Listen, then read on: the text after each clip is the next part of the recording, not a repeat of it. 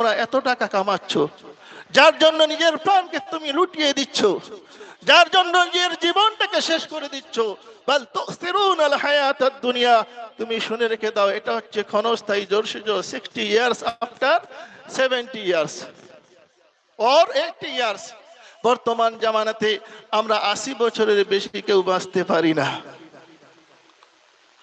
আল্লাহ পাক বললেন ওয়াল আখিরাতু খায়রু ওয়া আবকা, মানব জাতি তোমরা শুনে রেখে দাও, আমি আল্লাহ পাক দ্ব্যর্থহীন ভাষায় ঘোষণা করছি, এরপরে আমি একটা জীবন রেখেছি তোমাদের জন্য, সেটা হচ্ছে আখিরাত ওয়া আবকা, এবং আমি আল্লাহ বলছি সেই আখিরাতের জীবন, জান্নাতের জীবন সব সময় বাকি থাকবে।